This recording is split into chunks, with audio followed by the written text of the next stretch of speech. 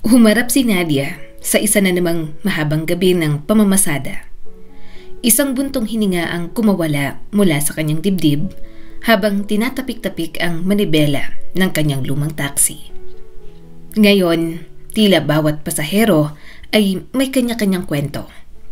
May matandang babae kanina, dala ang ilang bag ng damit at gamit, patungo sa isang home for the aged.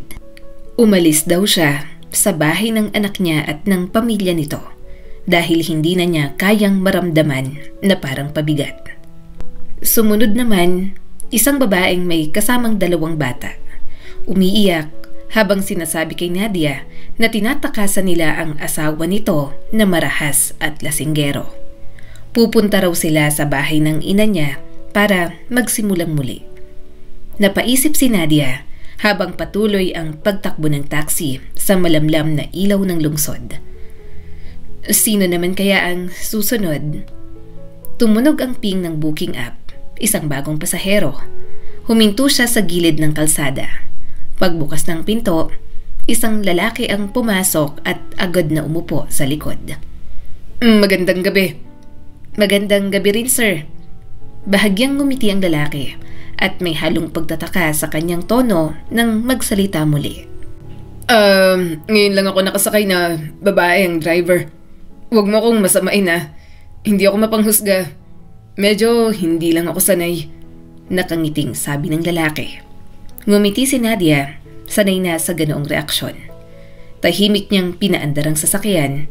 Mahaba ang biyahe, mula rito hanggang kabilang dulo ng syudad, pero okay lang. Malaki ang kita kapag ganon. Ilang minuto ng katahimikan ang lumipas bago muling nagsalita ang pasahero. Pwede ba kitang tanungin? Napangiwi si Nadia sa loob-loob niya. Ayan na naman, makikipagkwentuhan. Bahagyan niyang sinulyapan ang lalaki mula sa salamin. Maayos ang bihis, halatang may pera, maangas ang tindig at diretsyong nakatingin sa daan. Isang taong sanay mag-utos, hindi sumusunod. Sige po, itanong nyo. Malumanay na sagot ni Nadia. Paano mo napapayag ang asawa mo na magtrabaho ka bilang taxi driver? Ang ganda-ganda mo pa naman. Napamura si Nadia sa isip niya. Inaabangan ko na yan. Sumulyap siya saglit. Naiirita pero maayos pa ring sumagot. Sa pagkakaalam ko, sir, wala namang karapatang pagbawalan ng isang adult na magtrabaho. Tumawa ang lalaki at halatang nahiya sa sarili. Well, tama ka. Alam mo, ngayong sinabi mo yan, na-realize ko kung gaano na siguro kadalas mong marinig yung tanong na yan. Hindi ko tuloy alam kung bakit ako nakisabay pa sa kababawan. Ngumiti rin si Nadia sa unang pagkakataon mula nang sumakay ito. Well, mali ka ngayon. Ikaw pa lang ang unang nagsabi nun ngayong araw. Tumaas ang kilay ng lalaki, halatang nagulat. Napatawa naman si Nadia. Kasi bago ka, puro babae ang mga pasahero ko. At alam mo ba, wala pang 5 minuto, para na kaming matagal nang magkaibigan sa kwentuhan namin. Natawa rin ang lalaki. Ang biyahe na akala ni Nadia ay magiging katahimikan lang, unti-unting nagiging simula ng isang gabi na hindi niya malilimutan. Pagsapit nila sa destinasyon, huminto ang taxi sa tapat ng isang mamahaling gusali. Tahimik na sumandal ang lalaki bago binuksan ang pinto. Kanina lamang ay nagpakilala siya bilang Adam. Alam mo, Nadia, gusto ko sanang imbitahan ka sa kahit saan. Nakangiti pero may pag-aalangan sa boses nito. Sa isang restaurant, manood ng sine, o kahit simpleng kape lang. Matagal na akong hindi nakakaramdam ng ganitong gaan ng loob habang nakikipag-usap. Bahagyang natawa si Nadia, ngunit hindi nagsalita. Pero naiintindihan ko. Pagpapatuloy ni Adam. May asawa ka at ayokong lumampas sa linya. Mali yun. Kaya heto, nag-abot ng card sa kanya. Kung sakaling gusto mong mag-dinner minsan o simpleng makipagkwentuhan lang, tawagan mo ako. Kahit 3:00 ng madaling araw pa yan. Matutuwa akong marinig ka. Ngumiti siya, tapat at may halong lungkot.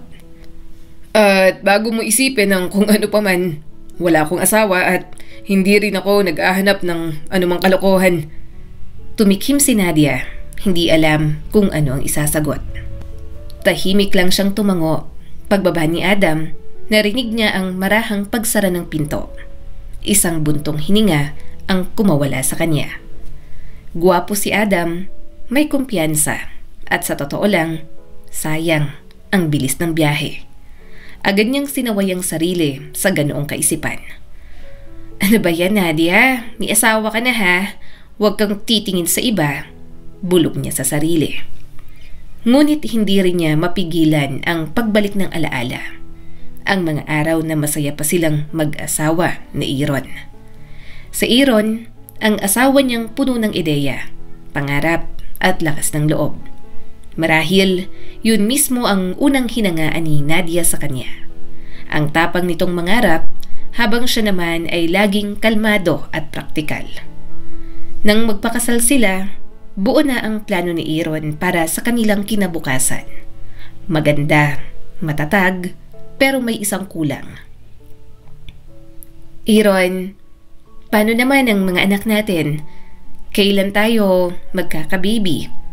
Mahina at nag-aalangan na tanong ni Nadia noon. Ngumiti si Aaron at niyakap siya. Kapag nakaahon na tayo, mahal, bata pa naman tayo, marami pang oras. At naniwala si Nadia. Hindi niya alam na unti-unti pala siyang lulubog sa mga pangako na hanggang salita lamang. Ilang buwan pagkatapos ng kanilang kasal, ipinagbili nila ang lahat ng maaari nilang ibenta. Kumuha ng mga utang at nagtayo ng maliit na negosyo. Isang maliit na tindahan ng computer accessories at serbisyo. Sa simula, masaya sila. Magkasama, nagtutulungan, ngunit gaya ng maraming pangarap, hindi lahat ay tumatagal sa realidad. Sa umpisa, napakahirap ng lahat para kina Nadia at Aaron. Halos lahat ng kinikita nila ay napupunta sa pagbabayad ng mga utang. Minsan, kailangang magtiis sa instant noodles at kape sa halip na ulam. Pero pinilit nila magkahawak kamay. Hanggang sa unti-unti, gumaan din ang buhay. Nagsimula silang makaipon, hindi man kalakihan pero sapat para maramdaman ni Nadia na may direksyon na ang kanilang mga pangarap. Isang gabi, habang naghahapunan, muling binuksan ni Nadia ang matagal niya nang itinatago na usapin. Marahang nagsalita si Nadia. Aaron, siguro naman, pwede na tayong magkaanak? May halong kaba sa kanyang boses. Biglang natigilan si Aaron at unti-unting sumimangot. Nadia, bakit ngayon pa? Nakakunot ang noo na tanong nito. Hindi pa nga natin napagbibigyan ng sarili natin. Kakaahon lang natin. Gusto mo na agad ng anak. Mag-enjoy muna tayo ng ilang taon bago tayo pumasok sa ganyang responsibilidad. Pero 32 years old na ako, Aaron. Mahinang sabi ni Nadia. Natawa si Aaron ng mapait. May halong pangungusap na mapanuyo. Naku Nadia, hindi pa yan matanda.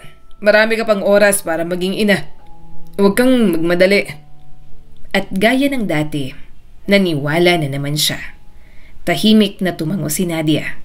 Itinago sa ngiti ang kaunting lungkot sa kanyang mga mata. At muli siyang naghintay. Ngunit nitong mga huling buwan, napansin niyang tila lumalayo na si Aaron. Lagi raw may inaasikaso sa trabaho, lagi raw may meeting, may delivery, may problema. Kapag tinatanong niya, biglang nagagalit si Aaron. Hanggang sa isang gabi, napuno na si Nadia at huminga ng malalim. Aaron, sabihin mo nga sa akin, may babae ka ba? Diretso at nanginginig ang boses na tanong niya sa asawa. Kung meron, hindi ko yan palalampasin. Hihiwalayan kita. Napakunot ang noo ni Aaron at halatang nagulat. Ano bang iniisip mo, Nadia? Wala akong ibang babae. Defensive na sabi nito. Ayokong mag-alala ka pero kailangan mong malaman. Lumulubog na yung negosyo natin. Tumaas ng sobrang presyo ng mga materyales at palugi na tayo. Wala na tayong pera. Biglang lumambot ang puso ni Nadia. Na-realize niyang mali siya, habang ang asawa niya pala ay nagdudusa rin. Pasensya ka na. Aaron, akala ko kasi iba. Pero huwag ka mag-alala. Sige, tutulungan kita. Hahanap ako ng trabaho. Kahit anong trabaho. Malambing na sabi ni Nadia. At doon nagsimula ang bagong kabanata ng buhay niya. Ang dating tahimik na may bahay, naging taxi driver. Araw-gabi siyang nagmamaneho. Halos wala siyang tinatabi para sa sarili. Sapat lang para sa gasolina, maintenance at pagkain sa bahay. Tuwing mag-aabot siya ng perang kinita, hahalikan siya ni Aaron sa noo. Salamat, mahal. Hindi ko alam kung anong gagawin ko kung wala ka. Ang galing-galing mo. Puno ng lambing na sabi nito. At sa bawat salitang yon, pakiramdam ni Nadia, kaya niyang buhatin ang buong mundo. Kahit pagod, kahit puyat, basta makita lang niyang nakangiti si Aaron, ay ayos na siya. At kahit madalas na hindi na umuuwi si Aaron ng ilang araw, pinipilit pa rin niyang maging maayos ang bahay. Laging may mainit na pagkain, laging may malinis na damit. Ngunit isang gabi, habang nakatulala siya sa manibela, isang bagong booking ang tumunog sa kanyang cellphone. Huminga siya ng malalim, pinahid ang pawis sa noo at muling pinaandar ang taxi. Dumaan siya sa mga makikitid at paikot-ikot na eskinita. Isang lugar na hindi pa niya napupuntahan kailanman. Hindi niya alam, sa gabing yon, may pasaherong magpapabago sa takbo ng kanyang buhay. Sa gitna ng dilim ng gabi, habang umuulan ng marahan at binabalot ng alon ng mga ilaw ng kalsada ang salamin ng taxi, napansin ni Nadia ang isang babae. Tila pagod na pagod, payat, maputla at halatang hirap. May dala itong maliit na bag. Sa ilalim ng lumang jacket, halatang buntis ito. Hello, mahinang sabi ng babae at halata ang pagod sa boses nito. Hello din, magalang na sabi ni Nadia. Maingat na umupo ang babae sa likod. Bago pa man paandarin ni Nadia ang sasakyan, napabaling siya at marahang nagtanong. Pasensya na, pero kailangan ko lang itanong, may pambayad ka ba? Diretsong tanong ni Nadia. Tahimik na inilapag ng babae sa upuan ang ilang malalaking perang papel. Aba, mukhang sobra to. Balak mo bang bumiyahe buong gabi? Namamanghang tanong ni Nadia. Ngumiti ang buntis, marahan, at kalmadong sumagot. Hindi, pupunta lang tayo sa isang lugar. Maghihintay lang ako sandali tapos ihahatid mo rin ako pa uwi. Ang matitira, yun ang tip mo. Napailing si Nadia, bahagyang natawa sa sitwasyon. Ha, parang pelikula to ah. Ang laki ng bayad tapos pabalik din pala. Anong drama to? Isang detective story? Mapang-asar at nagbibiro na sabi ni Nadia. Mapait na ngumiti ang buntis. Hindi ito kwentong detective. Isa lang tong kabaliwan ng isang babae na nagmahal ng maling tao. Biglang nag-iba ang tono ng hangin sa loob ng taxi. Tahimik na nakikinig si Nadia habang patuloy ang babae sa paglalabas ng saloobin nito. Alam kong may asawa siya. Alam kong mali. Pero wala akong pakialam nun. Ang bait niya kasi sa akin, sabi ng buntis. Binigyan niya ako ng pera, ng regalo, ng kung ano-ano, at akala ko baka ako na yung babaeng babaguhin siya. Huminga ng malalim ang buntis at hinaplos ang kanyang tiyan. Pero nang mangyari to, bigla siyang nanlamig. Hindi ko naman sinadya, pero naramdaman kong ayaw niya na. At ngayon, pakiramdam ko, may iba na naman siyang babae. Nakita ko sila minsan magkasabay. Lumuluhang sabi nito. Sinabi mo ba sa kanya? Mahinang tanong ni Nadia. Tumango ang buntis. Oo, pero sabi niya wala raw yon. Sabi niya makikipaghiwalay na raw daw siya sa asawa niya. Magpa-file daw siya ng annulment. Pero ewan ko, pakiramdam ko, niloloko niya kaming dalawa. Napayuko si Nadia. Hindi niya alam kung ano ang sasabihin. Ang mga salitang binibitiwan ng babae ay tila sumasalamin sa kanyang sariling mga pangamba. Mga bagay na pilit niyang itinatago sa ilalim ng lakas at ngiti. Bago ako, marami na siyang naging babae. Patuloy na sabi ng buntis. Palit siya ng palit, parang guwantes lang. Pero ewan ko, naniwala ako na iba ako. Na baka ako yung mamahalin niya ng totoo. Tanga ko, diba? Alam ko, pero minahal ko siya. At yun ang hindi ko mapigilan. Tahimik na napailing si Nadia habang nakatingin sa kalsada. Ay nako, isa na namang tanga. Isa na namang babaeng nagmahal sa maling tao. Umaasang siya ang magiging tama sa buhay ng isang lalaking mali. Sa isip-isip ni Nadia. Pero sa halip na sabihin ang laman ng isipan, marahan siyang nagtanong. Saan ba tayo pupunta? Nag-aalangang sumagot ang buntis. Hindi ko alam yung eksaktong address, pero alam ko yung daan. Dumaan na kami ron minsan. Huminto siya sandali nun, may pinuntahan lang. Dahan-dahan, itinuwid ni Nadia ang manibela at nag-U-turn. Habang umaandar, hindi maiwasang magtanong muli. Sa palagay mo, alam ba ng asawa niya? Maingat niyang tanong. Mapait na napangiti ang babae. Hindi ko alam. Kung ako yung asawa, matagal ko nang nalaman. Pero sabi niya, bulag daw sa pag-ibig yung misis niya. Hangal at hindi siya matakasan. Napatingin si Nadia sa salamin. At ikaw, ano naman ang gusto mong mangyari ngayon? Gusto mo ba siyang harapin? Gusto mo bang sabihin sa asawa niya ang totoo? Hindi. Umiling ang buntis. Hindi ko nga alam kung bakit ako pupunta ron. Siguro gusto ko lang siyang makita. Makita yung mukha niya. Yung mga mata niya habang nagsisinungaling. Iyon lang siguro. Naging tahimik ang sasakyan. Walang nagsasalita. Tanging ugong ng makina at mahinang ulan ang musika ng gabi. Isang kwento ng tatlong tao o baka mas marami pa. Isang love triangle o baka polygona. Ngunit sa kabila ng lahat, may awa pa rin si Nadia sa buntis. Bata pa, inosente at labis na nagmahal. Kaliwa tayo rito, sabi ng buntis. Sumunod si Nadia. Habang lumiliko, biglang kumabog ang dibdib niya. Pamilyar ang mga kalsada, pamilyar ang mga bahay. Unti-unti, napagtanto ni Nadia ang tinatahak nilang direksyon papunta sa kanilang village. Nag-alinlangan si Nadia. Sandali. Mukhang pamilyar tong lugar na to ah.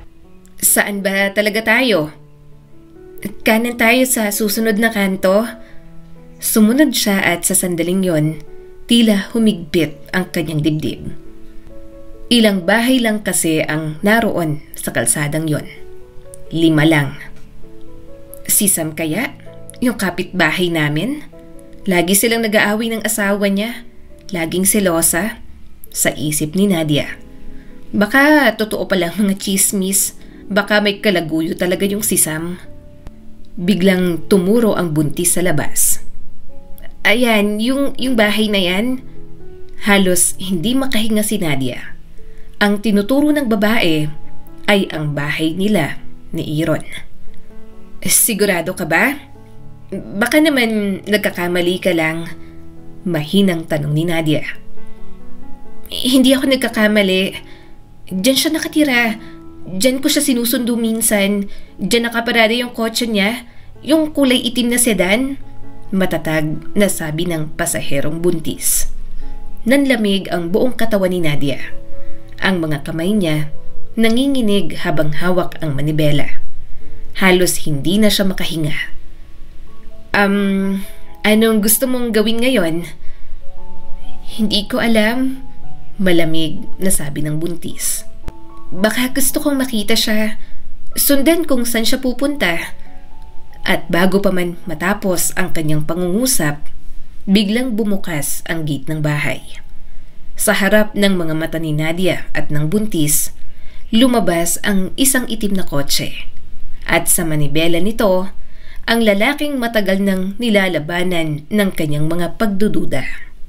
Si Aaron. Tumigil ang oras para kay Nadia. Parang may malamig na kamay na humawak sa kanyang puso. Wala na siyang kailangang tanungin, wala nang kailangang ipaliwanag. Hindi na kailangang sabihan pa si Nadia. Agad niyang pinaandar ang sasakyan at sinundan ang itim na kotse ni Aaron. Dahan-dahan pero malapitan. Si Aaron ay abala sa cellphone. May ngiti pa sa labi. Habang nagmamaneho si Nadia, ramdam niya ang bawat tibok ng kanyang puso. Ang babae na pasahero niya. Ang buntis ay tahimik lang, ngunit bakas sa mukha ang galit at kaba. Mahigpit nitong pinipisil ang sariling mga kamao, tapos ay bibitawan, tapos pipisilin ulit. Hanggang sa huminto ang kotse ni Aaron sa harap ng isang kilalang restaurant. At bago pa man makababa si Nadia, may isang babaeng hindi niya kilala ang lumapit kay Aaron.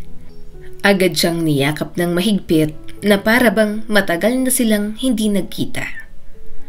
Nanginig ang kamay ni Nadia sa manibela.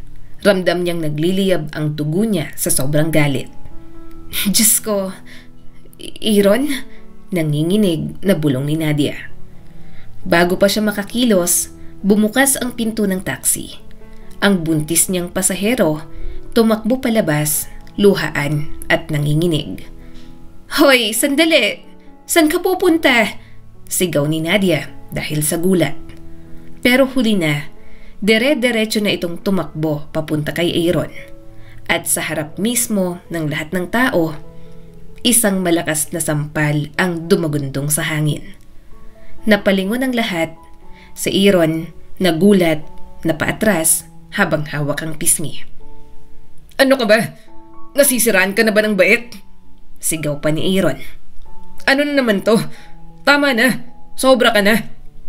Ngunit humulagpos sa kamay niya ang buntis, umiyak ng walang tigil. Akala ko iba ka. Akala ko may puso ka. Lahat ng sinabi mo, peki pala.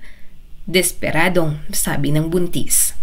Ang babaeng kasama ni Aaron, isang mestisang nakabihis ng magara. Tumitig sa buntis mula ulo hanggang paa.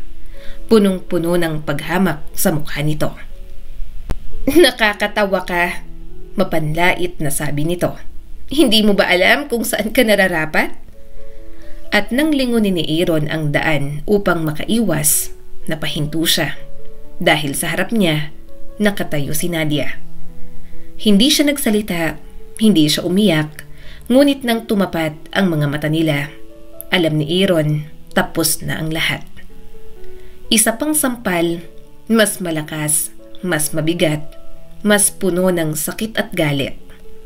Napaatras sa Aaron, hawak ang pisngi. Ngunit bago pa man muling makapagsalita si Nadia, isang ungol ang narinig niya sa likod.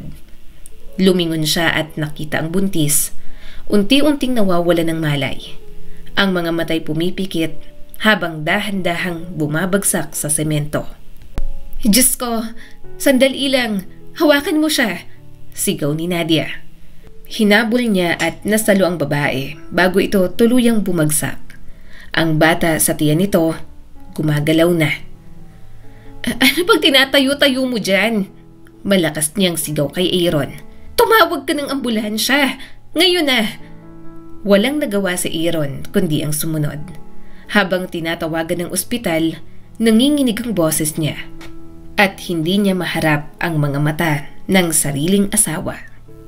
Makalipas ang 3 oras, Nagmaneho si Nadia sa gabi, walang direksyon, walang patutunguhan. Tahimik ang lungsod, ngunit sa loob ng taxi, parang may bagyong umuugong.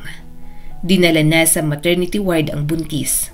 Naiwan ni Nadia ang kanyang numero roon at pakiramdam niya, responsibilidad na niya ang nangyari. Tumawag sa Aaron ng paulit-ulit, ngunit lahat ng tawag, pinatay ni Nadia. At kalaunan, tuluyan niya ng blinak ang number nito. Walang tawag mula sa ospital, walang mensahe mula kay Aaron, walang direksyon, walang tahanan. Hindi na siya makapagtrabaho, hindi na rin siya makauwi. Dahil paano ka nga naman uuwi kung sa bahay mo mismo nagsimula ang lahat ng sakit?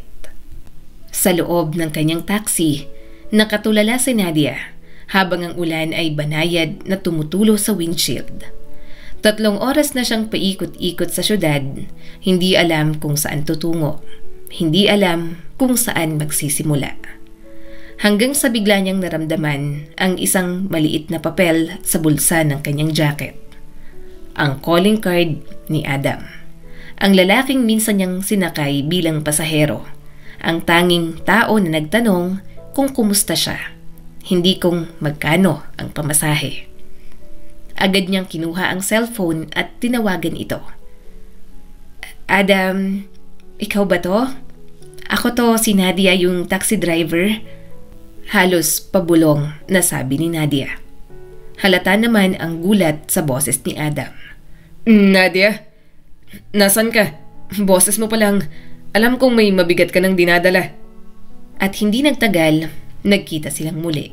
Hindi sa mamahaling restaurant gaya ng alok ni Adam noon, kundi sa loob ng taxi ni Nadia, sa tapat ng ilog kung saan tahimik at walang makakakita. Ayaw ni Nadia ng engranding lugar. Ayaw niya sa mga mata ng mga estranghero. Kaya si Adam, bumili lang ng 2 kape. Simple, walang pretensyon. Tahimik silang nakaupo sa loob ng kotse.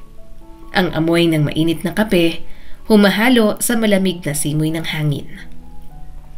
Hindi ko alam kung bakit kita tinawagan. Siguro kasi gusto ko lang na may makinig. Pagod na akong umiyak mag-isa. Basag ang boses na sabi ni Nadia. At doon, unti-unti niyang ibinuhos ang lahat. Mula sa pangarap nilang mag-asawa, sa pagkakatuklas ng pagtataksil, hanggang sa buntis na babae na muntik nang mawala ng malay sa harap niya. Hindi sumingit si Adam. Tahimik lang siyang nakinig. Walang tanong, walang panghuhusga.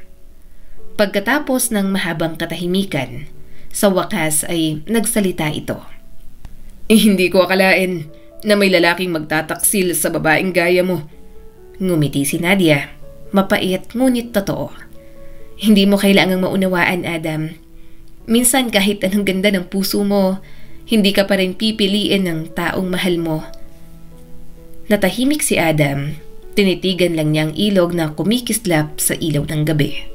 Hanggang sa marahan siyang nagsalita ulit. Alam mo, Nadia, matagal ko nang pinapangarap ang isang pamilya. Isang tahanan, mga anak na tatakbo sa bakuran, tawa ng asawa kong uuwian ko gabi-gabi. Napatingin si Nadia sa kanya nang may pagtataka. Bakit pinapangarap? Parang hindi pa totoo? Dahil pangarap lang talaga. Hindi ko kayang magkaanak, Nadia. May sakit ako noon, bata pa lang ako. Naging dahilan yon para hindi na ako magkaanak habang buhay. Mapait na sabi ni Adam. Napatigil si Nadia, hindi alam kung ano ang sasabihin.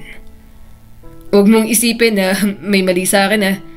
Lahat naman ay normal.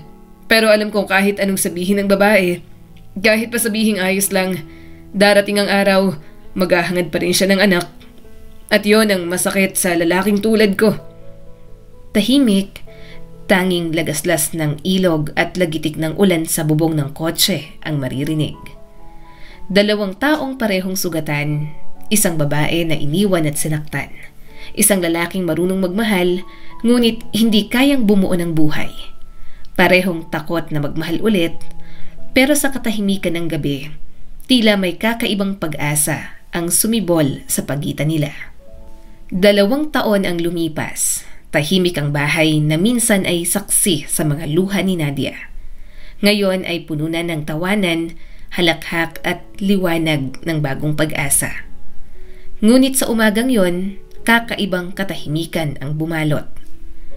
Si Adam ay nakaupo sa gilid ng kama, hawak ang ulo, habang si Nadia ay tahimik na nakatingin sa kanya. May ngiti sa labi, payapa at tila walang alinlangan. Hindi ko maintindihan, Nadia. Paanong nangyari to? Malalim ang boses at naguguluhan na tanong ni Adam. Ang tinig niya ay puno ng gulat at halong takot. Tinitigan niya ang asawa niya na kalmado lang. Parang walang bigat sa dibdib kahit ang balitang yon ay parang kidlat sa langit. Adam, bakit ka tahimik? Gusto mong marinig mula sa akin ang totoo? Sinabi ko na sa'yo lahat. Wala akong itinatago. Umupo si Adam, hawak ang ulo sa 2 kamay at parang umiikot ang mundo niya. 2 taon pa lang silang kasal at buong puso niyang pinagkatiwalaan si Nadia. Ang babaeng nagbalik ng kulay sa kanyang buhay matapos ang lahat ng sakit. Walang dahilan para magduda, walang dahilan para isipin na siya'y niloloko. Ngunit paano siya mabubuntis? Si Adam na buong buhay ay naniwalang hindi siya maaring maging isang ama. Adam, sabihin mo, nagdududa ka ba? Sa'yo ni minsan, hindi. Agad niyang sagot. Kung ganon, hayaan na lang natin. Baka minsan, dapat manahimik at maniwala na lang. Bukas, magpatingin tayo sa doktor. Malay mo, baka may himala. Tahimik si Adam, ngunit sa loob-loob niya, may kakaibang init na nagsisimulang sumibol. Baka nga totoo, baka totoo na minsan ang mga pangarap ay natutupad.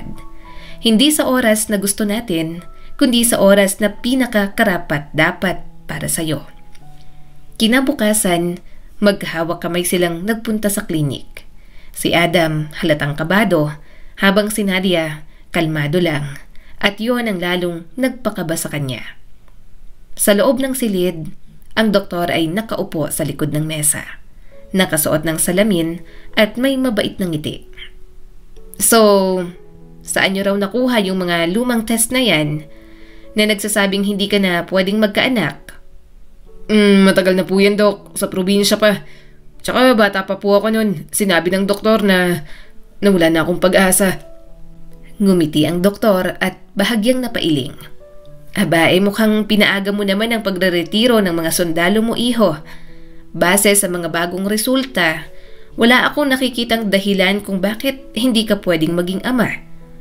At kung tutuusin, kaya mo pang maging ama ng 5. Nanlaki ang mga mata ni Adam. Sandaling hindi siya nakapagsalita. Pagkatapos, napahawak sa dibdib at unti-unting napangiti. Adam, ayos ka lang ba? Tanong ni Nadia. Tumawa si Adam kasabay ng pagtulo ng luha mula sa kanyang mga mata. Ayos. Hindi lang ako ayos, Nadia. Pakiramdam ko, ako ang pinakamasayang lalaki sa mundo. Dok, salamat. Mahal ko yung asawa ko. Pero ngayon, pati ikaw, Dok, mahal ko na rin. Napatawa ang doktor at si Nadia naman ay napaluha rin sa sobrang tuwa. Hayaan niyo na siya. Ganyan talaga ang mga bagong tatay. Mabilis kabahan pero mabilis ding umiyak sa tuwa, sabi pa ng doktor. Lumabas sila na magkahawak ang kamay habang ang araw ay unti-unti nang sumisikat sa labas ng ospital. Si Nadia, ang babaeng minsang nawala ng lahat, ng tiwala, ng asawa, ng direksyon, ngayon ay natagpuan ang tunay na pagmamahal. At si Adam, ang isang lalaki na akalay hindi na magiging ama, ay natutong maniwala muli sa isang himala. Dahil minsan, ang mga sugatang puso, kapag natutong magmahal muli, sila rin pala ang unang binibigyan ng langit ng dahilan para ngumiti. Ang kwentong ito ay nagpapaalala sa atin na ang taong niloloko mo ngayon ay siyang magpapaalala sa iyo balang araw kung gaano kasakit ang mawala ng tiwala. Dahil ang tiwala, kapag nasira, hindi na muling mabubuo kahit ilang sorry pa ang sabihin mo.